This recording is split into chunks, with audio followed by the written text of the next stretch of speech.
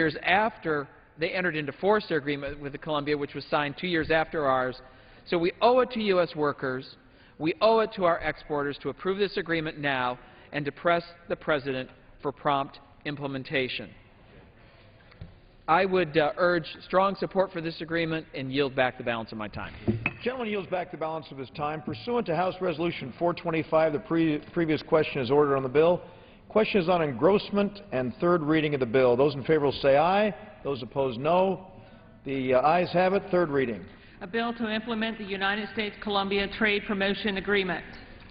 Pursuant to Clause 1C of Rule 19, further consideration of H.R. 3078 will be postponed. Pursuant to Clause 1C of Rule 19, further consideration of H.R. 3079 will now resume. Clerk will report the title. Union Calendar Number 157, H.R. 3079, a bill to implement the United States-Panama Trade Promotion Agreement. The time remaining on H.R. 3079 is as follows. The gentleman from Michigan, Mr. Camp, will control 20 minutes. The gentleman from Michigan, Mr. Levin, will control 20 minutes. And the gentleman from Ohio, Mr. Kucinich, will control 20 minutes. Chair recognizes the gentleman from Michigan, Mr. Levin. The gentleman was on his feet. Is he not seeking? I just want to be polite to Mr. Camp. You want to go first, or should I? At this time, so the gentleman from Michigan, Mr. Levin, is not seeking recognition. The gentleman from Michigan, Mr. Camp, is now seeking recognition. For what purpose does the gentleman rise? Well, thank you. I yield 2 minutes to the distinguished gentleman from Washington State, Mr. Hastings. The gentleman from Washington, Mr. Hastings, is recognized for 2 minutes. Thank you very much, Mr. Speaker. I ask you now his consent to revise and extend my remarks. Without objection, it's so ordered. Mr. Speaker, I rise today in strong support of the pending trade agreements, all three trade agreements with Colombia, South Korea, and Panama.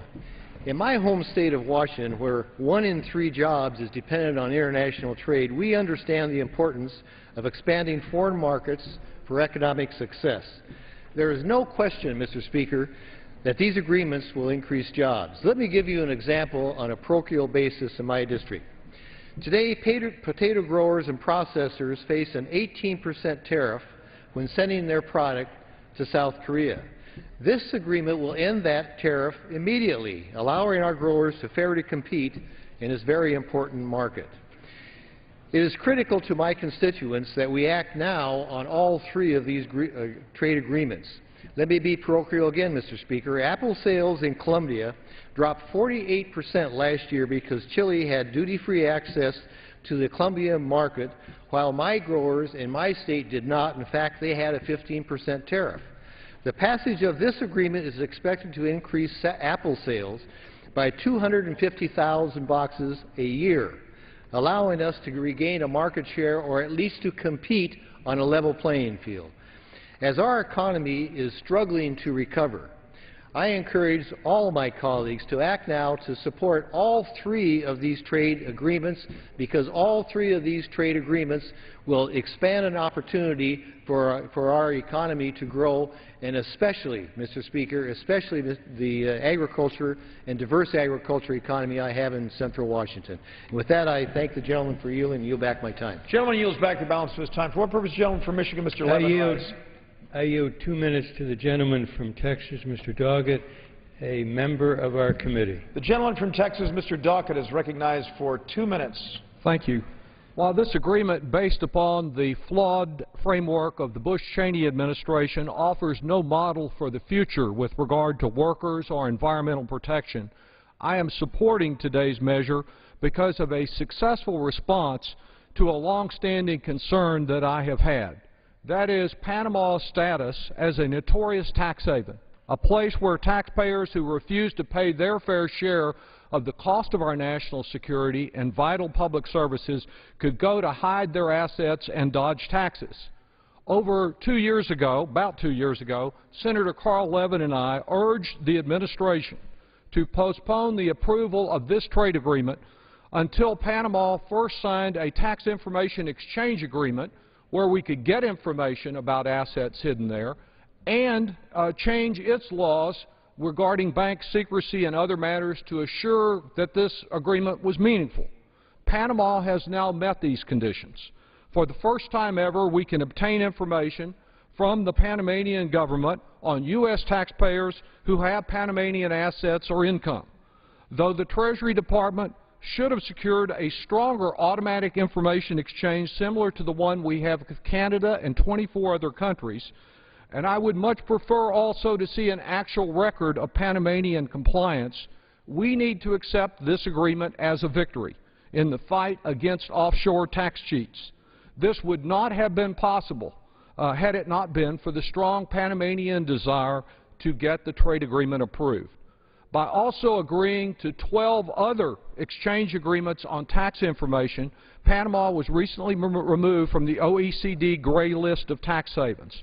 Now we must ensure that Panama's newfound openness and transparency does not end with approval of today's agreements. I support this trade agreement, knowing that while it could have been much better, the dangers have been mitigated with an agreement that has a very modest scope. I yield back. This is expired. For what purpose, the gentleman from Ohio, Mr. Kucinich, rise? I yield myself 1 minute. Gentleman from Ohio is recognized for 1 minute. The rights of workers, which have increasingly come under attack in this country, are also at risk under these NAFTA-style trade agreements. In Panama, a 2010 State Department Human Rights report notes that, quote, the government lacked sufficient mechanisms to ensure that laws prohibiting employer interference in unions and protecting workers from employer reprisals were adequately enforced. So the government lacked sufficient mechanisms to make sure that they're adequately enforced. We shouldn't be entering into a trade agreement with a country that has yet to demonstrate its ability to uphold international standards for labor rights and financial regulation. Panama's track record on fulfilling its promises is clear.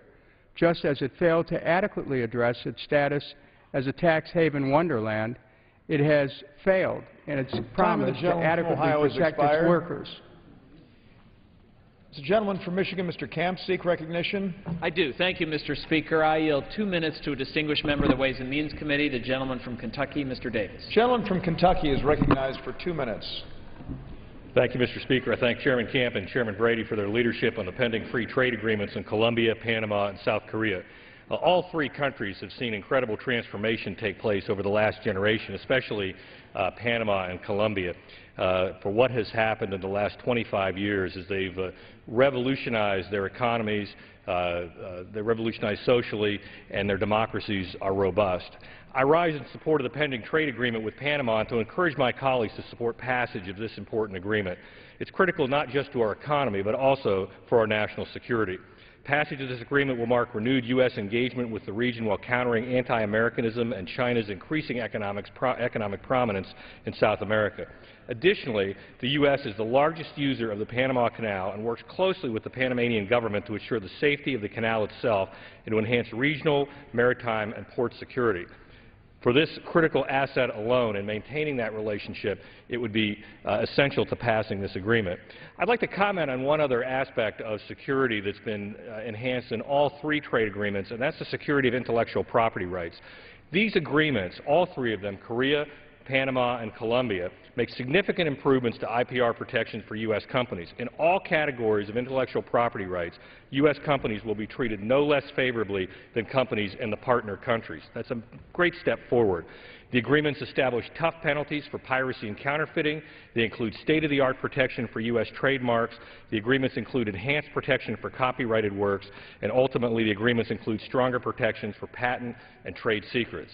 As we look at the changing demographics of the world in the face of relationships, it is important that we turn our eyes to the South and to the West, strengthening our ties with Latin America and with South America, strengthening our ties with Asian democracies and republics through the Korean Free Trade Agreement. What we're doing with Panama, Colombia, and Korea is critical to our future, to our children's future. I strongly urge passage of the Panama Free Trade Agreement. It's a great step forward. It's a great step in our alliance, and I yield back the balance. Time the gentleman from Kentucky has expired. For what purpose, the gentleman from Michigan, Mr. Levin? I now yield 5 minutes to a member of our committee, the distinguished gentleman from Massachusetts. The gentleman from Massachusetts is recognized for 5 minutes. Thank you, Mr. Levin, for the nice words of introduction. Mr. Chairman, the U.S.-Panama Free Trade Agreement is an example of how to do a trade agreement right. This agreement will improve the U.S. trade surplus, emphasis on the word surplus, with Panama, and help with U.S. job creation and economic growth. And thanks to the FTA, Panama has brought its labor laws up to international standards and addressed Panama's status as a tax haven.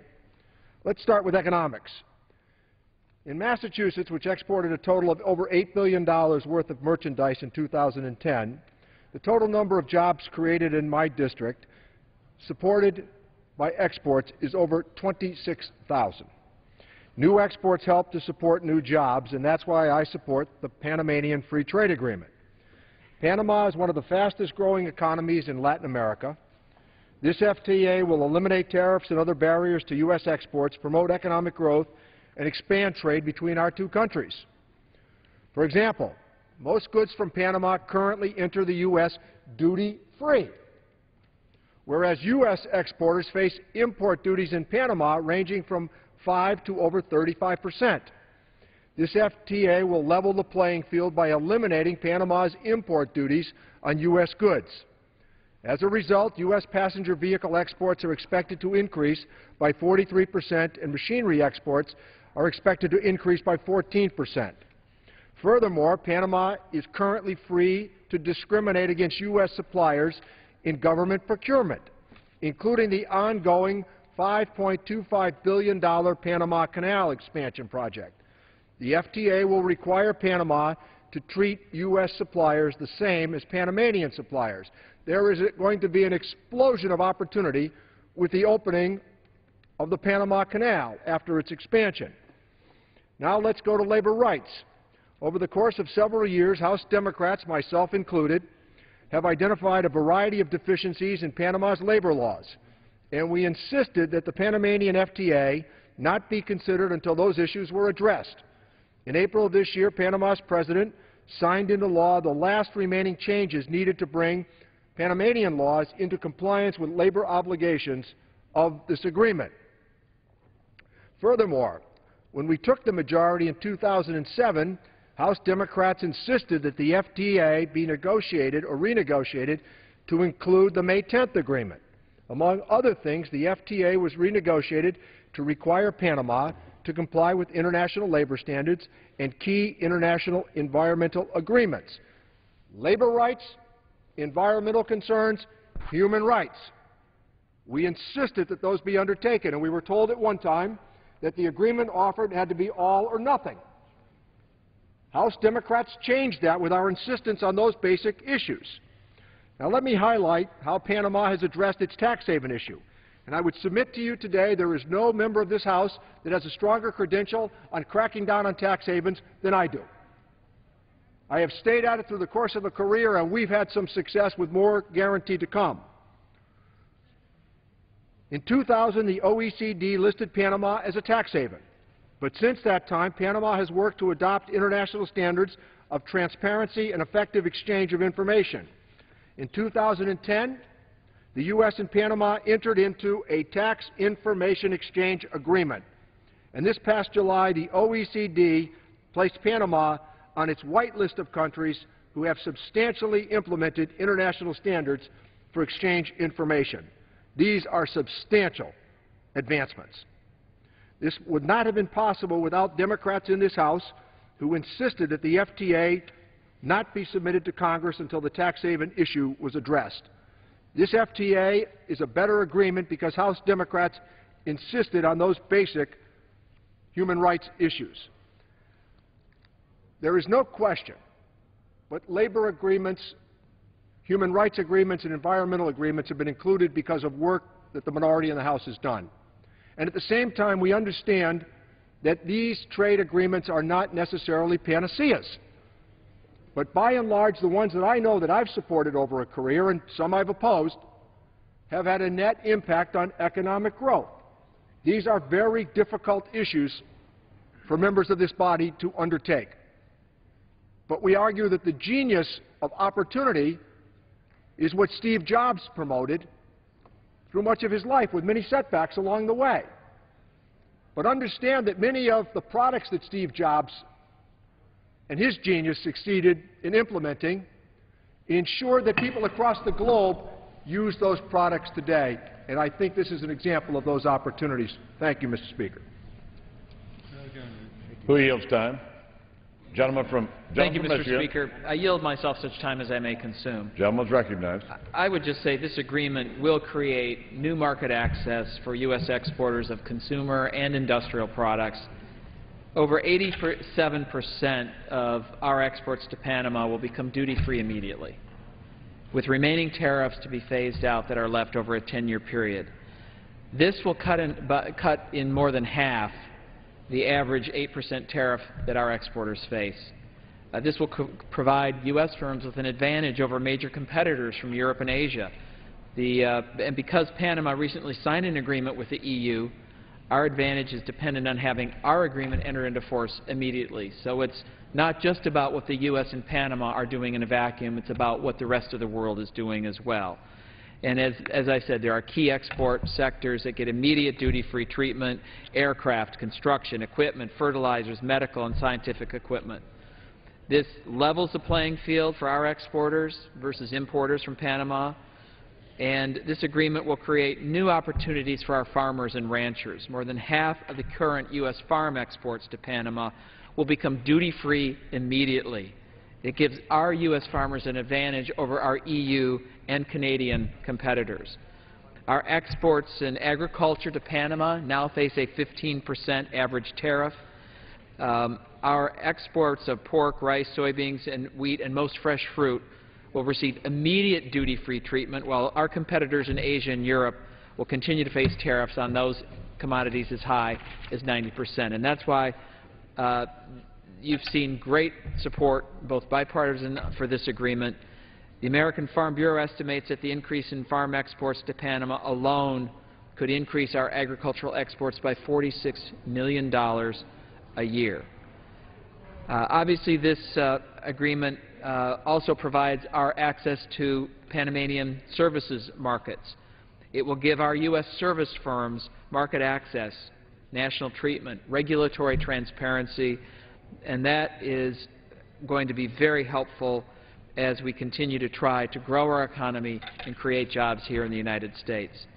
And I would agree with my friend from Massachusetts. Panama has improved their tax transparency, and because of the adoption of the Tax Information Exchange Agreement, as well as other numerous double taxation treaties that I won't repeat that he referenced, they have been removed by the OECD from the so-called gray list to join countries such as the United States that meet internationally agreed-to tax standards. So by almost any measure, this agreement is positive. It is something that we should strongly support, and I reserve the balance of my time. The gentleman from Ohio. Thank you very much, Mr. Speaker. I yield myself 4 minutes. Gentleman is recognized for 4 minutes. Public Citizen is an organization that dedicates itself to an impartial economic analysis of trade agreements. They looked at the Panama trade agreement, and here's what they came up with. They said that it includes extreme foreign investor privileges and offshoring protections and their private enforcement in international tribunals. It includes limits on financial and other service sector regulation, a ban on Buy America procurement preferences, limits on environmental safeguards and imported food and product safety, limits on drug patent rules that limit generics. The AFL-CIO is one of the most important workers' organizations in the history of this country. They've analyzed the Panama Free Trade Agreement, and here's what they have said. They've said it's the wrong trade model at the wrong time. Instead of helping workers here or in Panama, it rewards a country that has a history of repressing labor rights and has achieved much of its economic growth by making it easy for money launderers and tax dodgers to hide their income from legitimate authorities. Moreover, this agreement, which was negotiated by the previous administration, contains too many flawed trade policies of the past, rather than laying out a new and progressive vision for the future. President Obama should not waste valuable time and effort advancing an inadequate agreement, but should instead focus on effective job creation measures, including currency reform, infrastructure investment, and robust training and education, and reforming our trade model so that it strengthens labor right protections for all workers, safeguards domestic laws and regulations, and promotes the export of goods, not jobs. The AFL-CIO noted that due to the small size of Panama's economy, the economic impact of the Panama Free Trade Agreement is likely to be small. Panama's GDP is tiny in comparison to that of the United States, and Panama accounted for less than 0.5% of total U.S. exports in 2010. Thus, any demand for U.S. goods and services is likely to be minuscule. This is simply not an agreement that will substantially increase net exports or create American jobs. While the Panama FTA contains, and we have to say it contains, improved labor and environmental provisions, these provisions need to be further strengthened, and our government needs to invest more resources and energy in more consistent enforcement across the board, and that President Obama should work to further improve the labor, environment, investment, financial services, and government procurement provisions contained in a Panama Free Trade Agreement to build a new trade model for the future. The AFL-CIO also pointed out another thing, Mr. Speaker. They said that Panama is not part of any meaningful U.S. jobs plan. Even the Obama administration is not selling the Panama Free Trade Agreement as a job-creating measure. Panama's economy is so small that the U.S. International Trade Commission was unable to quantify any job creation effects of the Panama Free Trade Agreement. While economists routinely predict that trade agreements between the U.S. and developing countries will create jobs and improve our trade imbalances, the fact is that these rosy predictions repeatedly fail to pan out.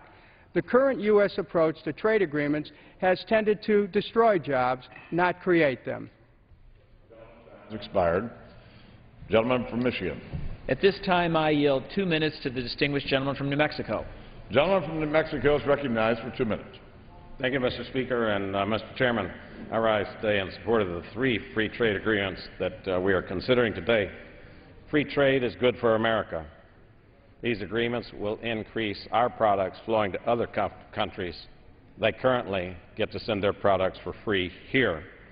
We live in a world where products flow freely around the world. It's time for us to get American jobs to produce some of those goods moving abroad. I would note that the President has asked us to pass pieces of his legislation, his jobs-creating legislation. I would compliment the Chairman that we've waited 2.5 years to get this particular proposal from the administration in less than 9 days. Now we have it on the floor of the House. We're serious about doing the things to fix the economy. While the President lectures us, he fails to follow through on regulatory relief, tax relief. He fails to follow through on those things which would actually create jobs. So we in the House appreciate the opportunity to bid on or to vote on these particular bills today, because it is our way of saying we will agree with the President when he's right and we'll steadfastly disagree with him when he's wrong. We've got many areas that we can move forward together on, and I would recommend that the President come and sit down with us, come back to this floor of the House and sit and discuss with us the way to move forward instead of pushing a plan that says my way or the highway. We have generally a great threat from American government on American jobs. The overregulation is killing jobs in the electrical utility field. It's killing jobs in the oil and gas. It's killing jobs in manufacturing. We can protect workers, we can protect the environment, we can protect species, and create jobs simultaneously. It is up to us, the policymakers, to find those balance points and to move forward with common sense legislation that will affect these. And I yield back. Thank you, Mr. Chairman. Who yields time? Gentleman from Michigan. Mr. Speaker, I now yield 2 minutes to another member of our committee, Mr. Kind of Wisconsin. Gentleman from Wisconsin is recognized for 2 minutes. Mr. Speaker, ask unanimous consent to revise and extend. Without objection. Mr. Speaker, I rise in strong support of the Panama Trade Agreement as well as the Colombia and South Korea agreements before us today. And in the matter of Panama, to Panama's credit and to Panama's Parliament's credit, they realized that in order for this trade agreement to be fully considered by the Congress, they had to make improvements in regards to the tax havens of their country. And as the chairman of the Ways and Means Committee pointed out, they did that. They took that additional step, removing them from the gray list of tax havens internationally. But that brings me to the larger point. When President Obama took office, I believe he inherited 3 pretty good trade agreements at his desk negotiated by the previous administration. But he knew that they could be improved upon, which they immediately set out to do. And to the credit of many members of the Ways and Means Committee, especially the chairman and the ranking member, both from Michigan, and the tireless efforts that they put into improving these trade agreements, we finally reached the point where we can get back in the game. As just 4% of the world's population, we have to be engaged with a proactive trade agenda. But the last time we had a trade agreement before this Congress has been roughly 6 years ago, while other nations have been moving on with bilateral and multilateral agreements. That's too long when we have a floundering economy. Not that these trade agreements are going to be the panacea to rapid and significant job growth, but they will be helpful. In fact, countries like Panama and Colombia have virtually duty-free access to our country's markets already. So the question is whether or not we want to try to level the playing field for our workers, for our businesses, for the jobs being created here in the United States. And in the specific case of Panama, tariff reductions will be significant that will lead to further job growth in both the manufacturing, the service, the agricultural sectors alone. But I commend the Obama administration and the team at USTR led by Ambassador Kirk with the work they did in improving this Panama trade agreement, along with Colombia and South Korea, putting them in a position where there can be bipartisan support, and more importantly, to get us back into the arena of active trade, which will help create jobs here at home. Thank you, and I yield back. Gentleman's time has expired. Who yields time? The gentleman from Ohio. I yield 3 minutes to the distinguished gentlelady from Maine, a champion of workers' rights, Ms. Pingree. The gentlelady from Maine is recognized for 3 minutes. Thank you, Mr. Speaker, and thank you to my colleague and friend from Ohio for yielding me this time. Mr. Speaker, I rise today in opposition to the proposed trade agreement. The Panama Free Trade Agreement is structured exactly like NAFTA, a trade policy that resulted in the loss of millions of manufacturing jobs all over America. In Maine alone, we have lost 31,000 manufacturing jobs since NAFTA was ratified in 1994. In addition to manufacturing jobs, it has hurt our agricultural and fishing sector and has had a huge impact on the economy of our state. I have a perfect example. Steve White of Brewer, Maine, comes to mind. He worked in a factory for 22 years, making components that were used by GM, Ford, and Chrysler. Now those parts are being made in Mexico. Steve wrote this in the Bangor Daily News. We were given the opportunity, if we wished, to travel to Mexico and further to train our replacements. My co-workers who went said the conditions for the Mexican workers were very poor and far below the American standard. The pay rate was very low, and they would work long hours every day of the week. And here we are today, voting on 3 more trade agreements that could have the same devastating consequences for American jobs. Why would we do this in a time when we desperately need these jobs right here in the United States? This week, in addition to the 3 free trade agreements, we will also vote on the extension of Trade Adjustment Assistance, a program that was created for those adversely affected by trade agreements. For several years, and probably many more, we have and will spend millions of dollars retraining people who have been put out of work by misguided trade agreements. And for what? So that big companies can get a better deal on cheap labor and loose environmental standards in other countries?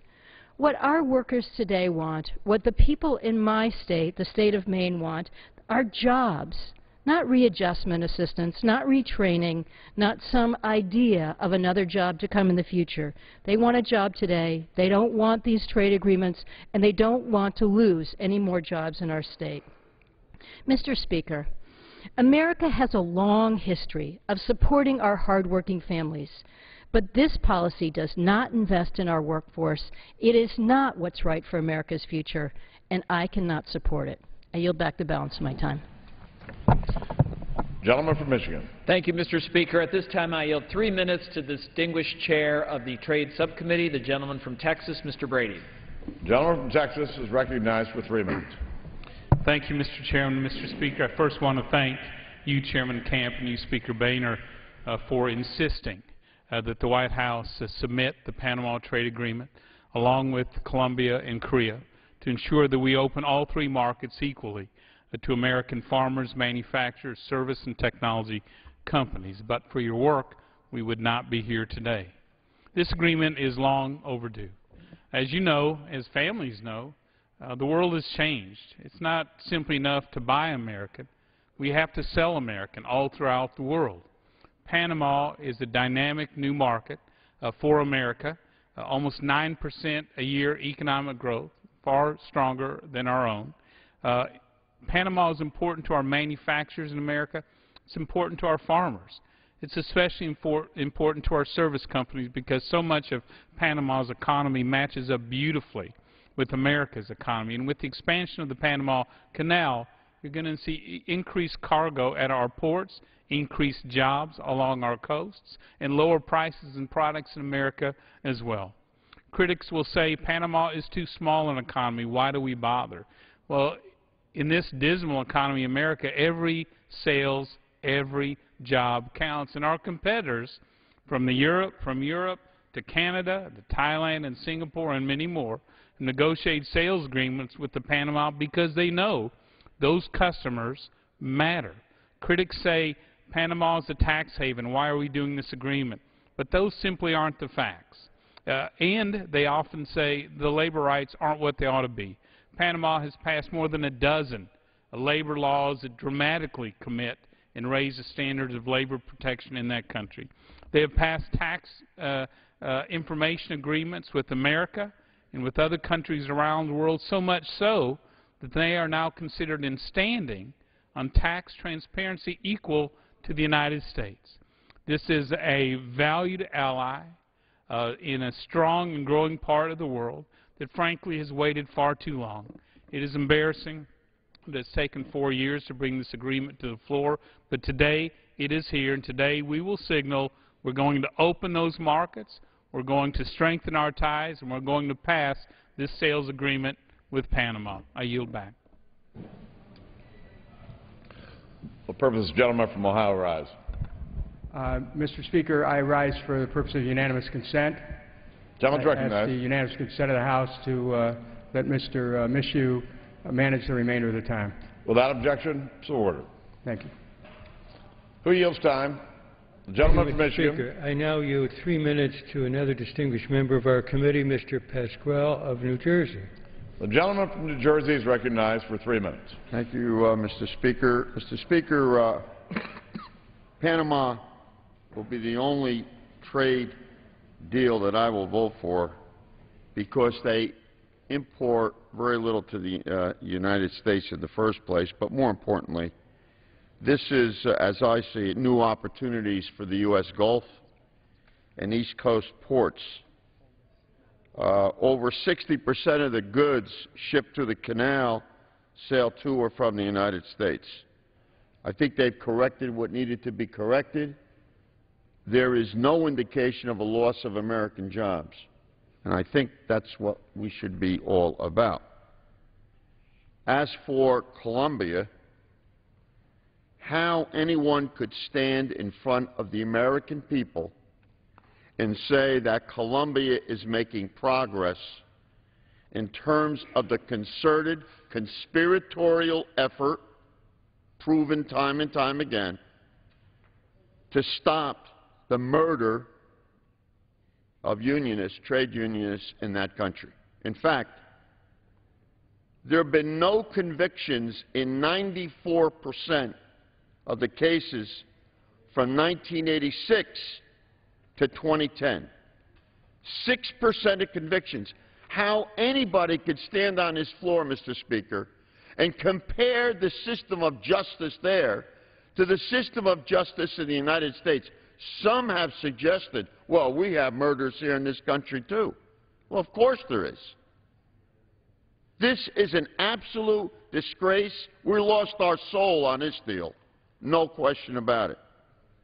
But a number of multinational companies didn't want the China currency fixed because it doesn't help their big businesses and their purposes. Well, let's come to the crux of the issue.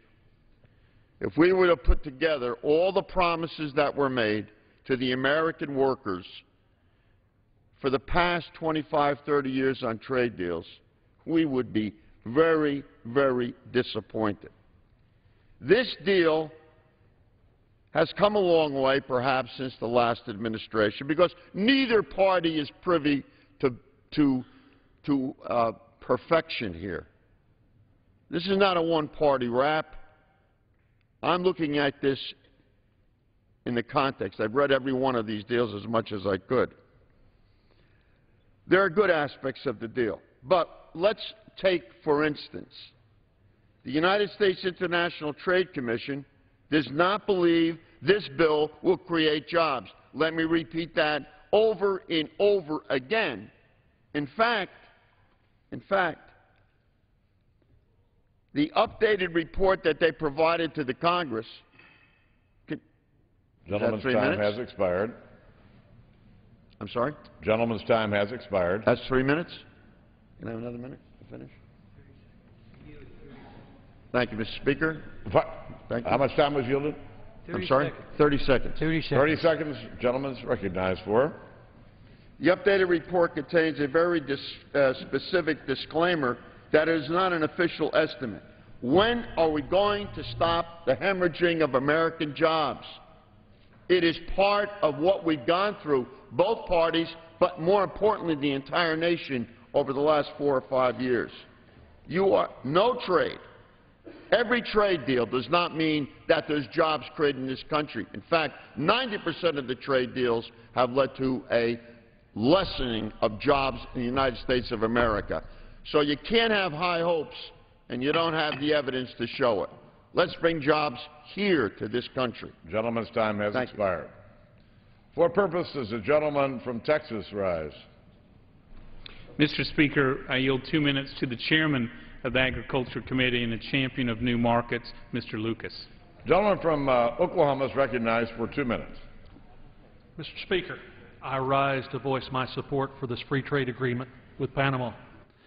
Trade agreements open market access to our farmers and ranchers, which brings in valuable income and creates jobs. In my home state of Oklahoma, agricultural exports support more than 10,000 jobs. Across the country, ag exports support more than 1 million jobs total. Those jobs aren't confined to the farm either.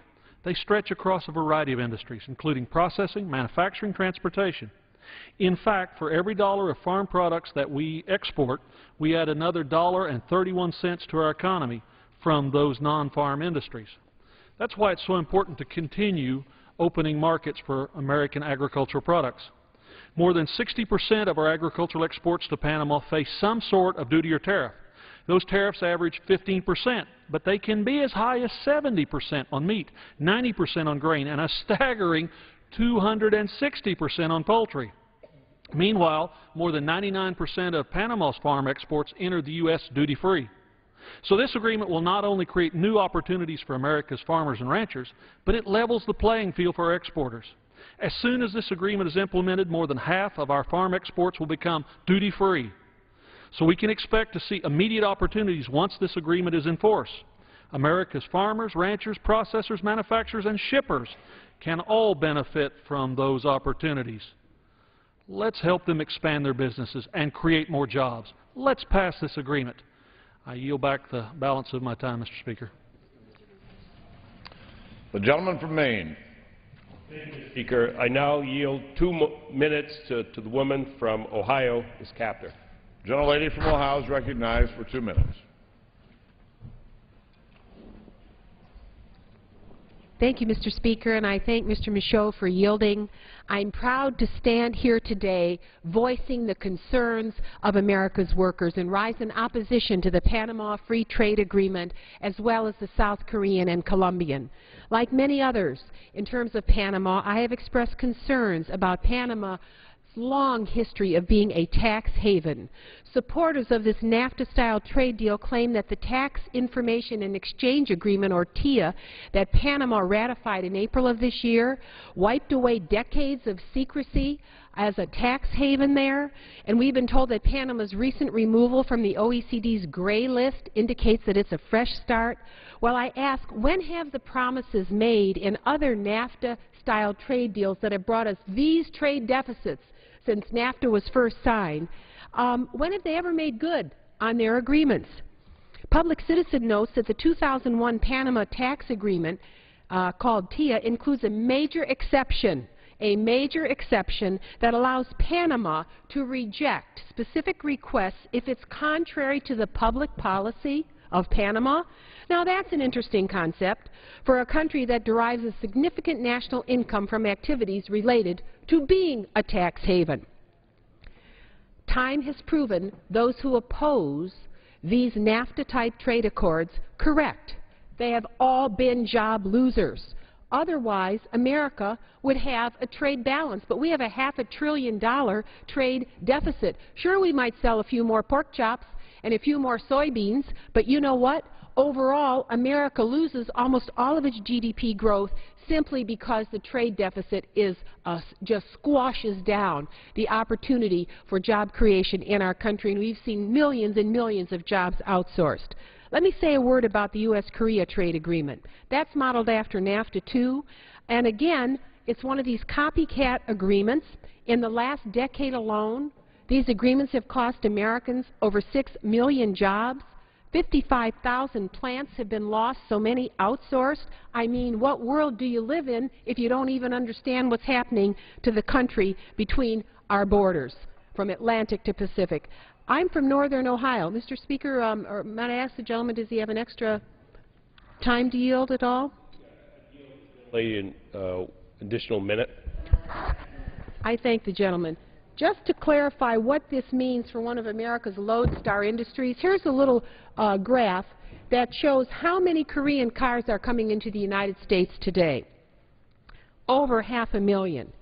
This little dot here represents what we're getting in the Korean market right now. That's 7,450 cars in that market versus over 500,000 cars here. This agreement basically says maybe America could sell 75,000 cars, but there's no guarantee. No guarantee. And if you go to Korea today, less than 5% of the cars on their streets are from anywhere else in the world. It is a closed market. When is America going to stand up in its trade policies to state-managed capitalism in these other countries and give our workers and our companies an even break? All this deal says is we might sell. It doesn't say must sell. Might sell up to 75,000 cars in that economy, and they're already eating our lunch. The Economic Policy Institute estimates this agreement will cost us another 159,000 net jobs, and you know, Mr. Speaker, I sure hope they don't come out of Ohio again. I hope they come out of the districts of every single person here who's going to vote for this agreement and cause more hemorrhage to this economy. I yield back my remaining time, and I thank the gentleman for yielding. Time has expired. The gentleman from Michigan. I now yield 2 minutes to the gentleman from Utah, Mr. Matheson. The gentleman from Utah is recognized for 2 minutes. Thank you, Madam Speaker, and I thank Mr. Levin for yielding me some time. You know, I find that sometimes when we talk about issues around here, we hear the same thing that we've heard for years and years and years. And sometimes that's a good thing, but sometimes it's also important to acknowledge that the world is changing. Things are happening. Globalization is a mixed bag. Globalization creates opportunities, but it also creates a lot of challenges. And as policymakers, what we need to do is we need to look for where we can best position this country to compete in that changing environment. Now, I rise in support of all three of these agreements because I'll tell you what's going on compared to years ago. The rest of the world's moving on.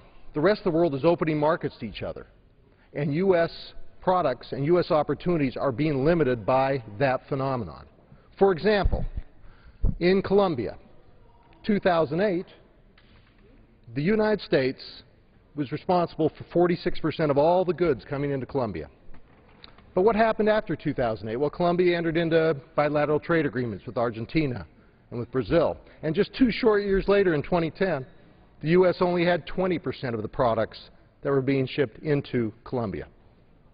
That's a pretty big drop. About 25% of all the materials coming into that country, the U.S. used to have that market, and then we lost it.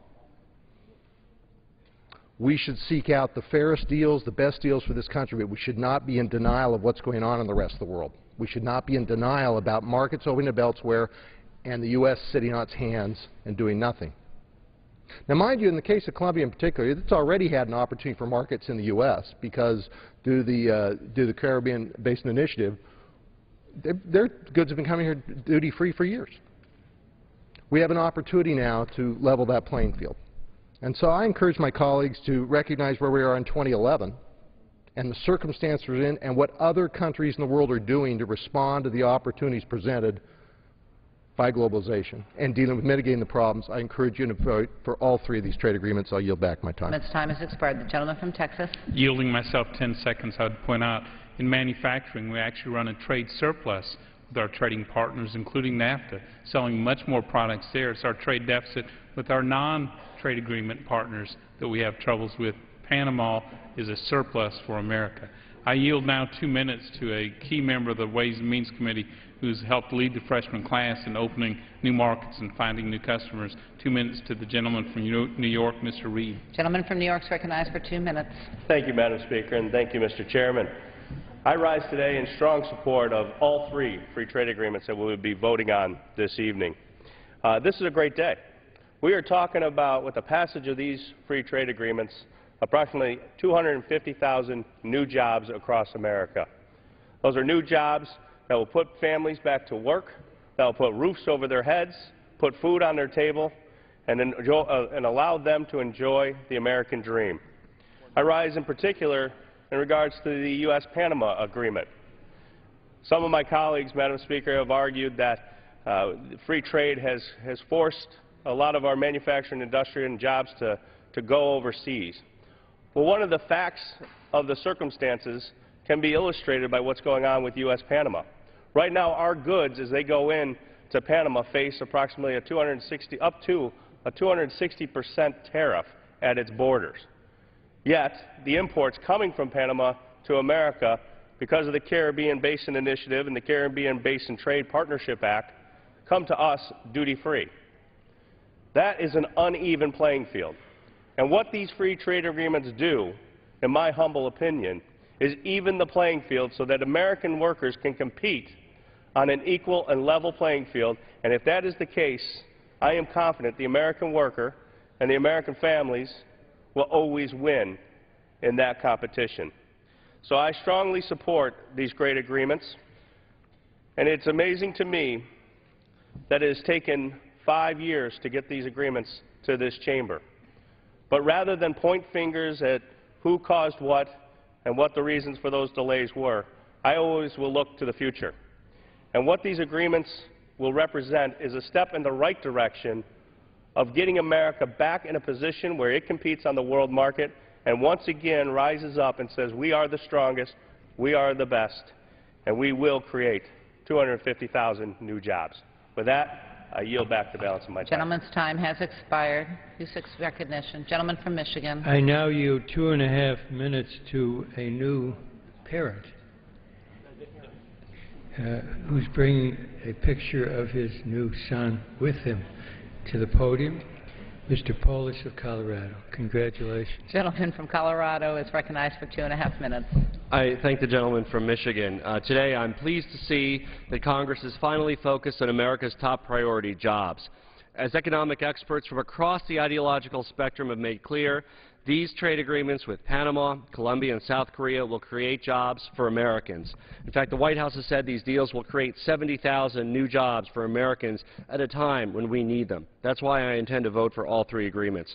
I'm also going to vote yes because these trade pacts will help put money back in the pockets of hardworking Americans. By lifting the regressive tariffs on many commonly purchased clothing and household items, we can cut the prices of essentials that every family needs. Tariffs are essentially like a sales tax on imported goods, and like sales tax in many states, they're regressive. Most U.S. imports today come into this country duty-free, but a small amount of items that many Americans use, like sneakers and clothing and other household items, come with a tariff that's much higher than many luxury items. For example, a pair of fancy Italian loafers has a tariff of only 8.5%, but a pair of affordable sneakers that moms and dads buy for their kids when they're heading back to school carry a tariff that increases their prices by 50%. Thrifty cotton and polyester work shirts carry a 16 and 32% tariff, but a silk Armani shirt comes with only a 1% tariff. Not only are these regressive tariffs hard on the middle class, but they hurt American businesses. Many businesses in my district can expand their operations and hire more workers with these three trade deals. For example, in my district alone, 4 businesses that export electronics, building materials, and foods pay hundreds of thousands of dollars in tariffs just to the Colombian government. That translates into jobs in my district. Most importantly, as the gentleman from Michigan mentioned, as a new father, I think about the kind of world I want my son to grow up in. I want a world that reduces barriers between ideas, between peoples, between the flow of goods and services, so that we can fully embrace our brothers and sisters in Colombia, our brothers and sisters in South Korea, our brothers and sisters in Panama, and indeed across the world, to build a common greatness of humanity that manifests itself economically through the flow of goods and services, culturally, and of course to better establish the greatness of global culture. Congress should pass these three trade deals. I'm proud to support all three of these job-creating free trade agreements. I compliment President Obama on his leadership bringing these deals before us, and I encourage my colleagues to vote yes to create jobs in America. And I yield back to balance. Gentleman yields back. Gentleman from Texas. Madam Speaker, I would like to inquire as to how many speakers we have remaining, if I may. I have one more, plus I'll be closing. Great. I will close on our side. We have 2 more and then closing. At this time, I'd like to yield 1 minute to the Chairman of the Energy and Water Subcommittee for Appropriations, the gentleman from New Jersey, Mr. Feilinghausen. Gentleman from New Jersey is recognized for 1 minute. Thank the gentleman for yielding. I ask unanimous consent Without to advise objection. stand. Madam Chair, I rise in strong support of the 3 free trade agreements with South Korea, Panama, and Colombia. Frankly, it's about time they've come to the House for action. Studies have shown that further delays on these 3 trade agreements would put 380,000 American jobs at risk, whereas passing them will create over 250,000 new jobs and add $13 billion to our gross domestic product. The latest data shows 130,000 jobs in New Jersey depend on international trade. Of these, 50,000 are manufacturing jobs. Approximately 1 out of every 6 manufacturing jobs in New Jersey is directly related to global trade. We need more activity on the trade export agenda, and these free trade agreements will produce many, many hundreds of thousands of jobs. We need to get about it. Let's act on it. I strongly support it and yield back. Gentleman from Maine. Madam Chair, may I inquire how much time remaining on all sides?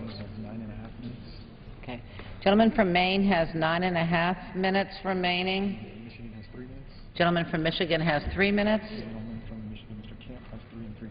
And the gentleman from Michigan, Mr. Camp, well, gentleman from Texas, Mr. Brady, has 3 3/4 minutes remaining. Thank you. I now would like to yield 3 minutes to the gentleman from Oregon, Mr. DeFazio. Gentleman from Oregon is recognized for 3 minutes.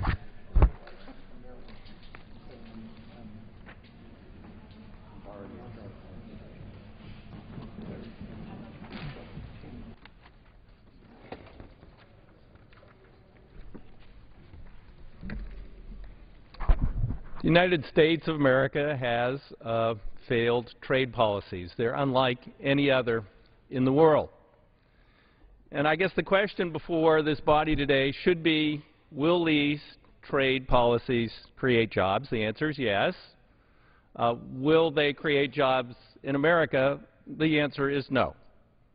Like all the other free trade agreements we've entered into, these are designed to benefit multinational companies seeking cheap labor and fewer restrictions in terms of the environment and labor protections and other things overseas.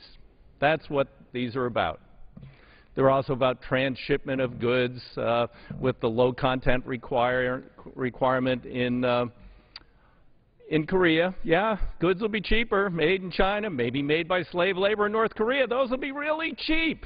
American consumers who don't have jobs will benefit from this. No, American consumers would benefit a heck of a lot more if their neighbors had jobs, if they had jobs, and if our kids had a future. Passing more of these free trade agreements, which has led to this sea of red ink, isn't going to fix the problem. Directly before us now is Panama.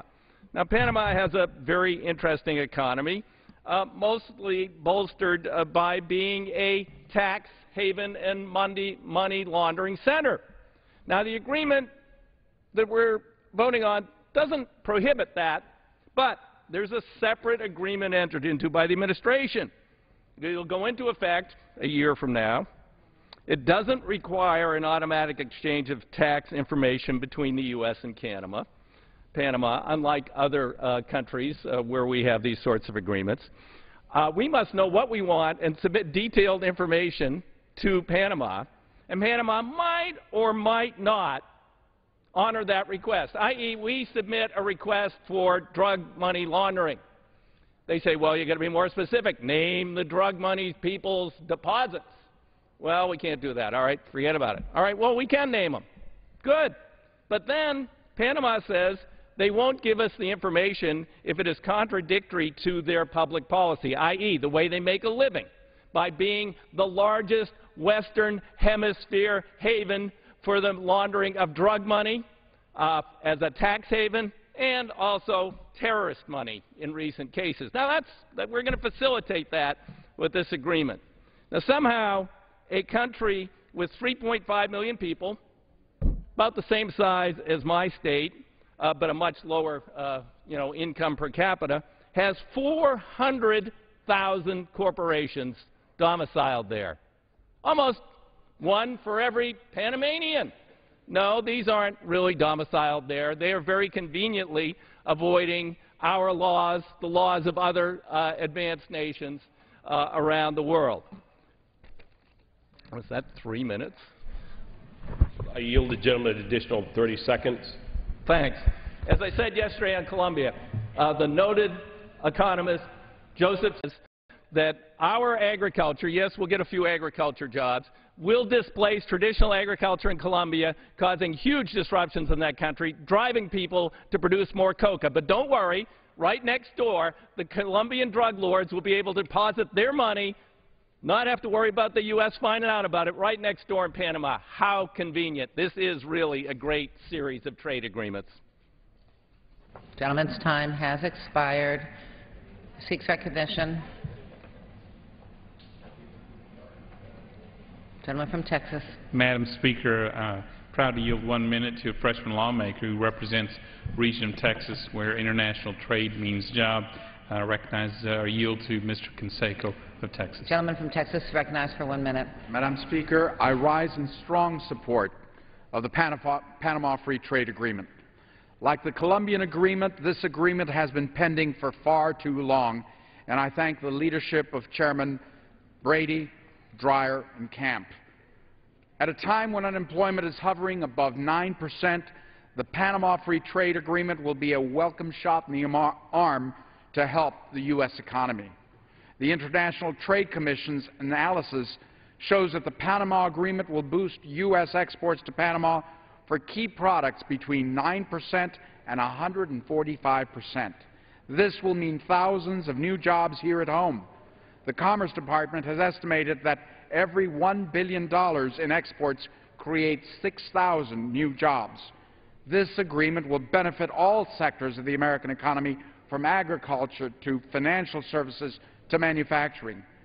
It does so by leveling the playing field for American exports who currently face tariffs of up to 260%, while Panama exports face virtually no tariffs in the United States. Fundamentally, this agreement is about the economic freedom of the American people to be able to have a...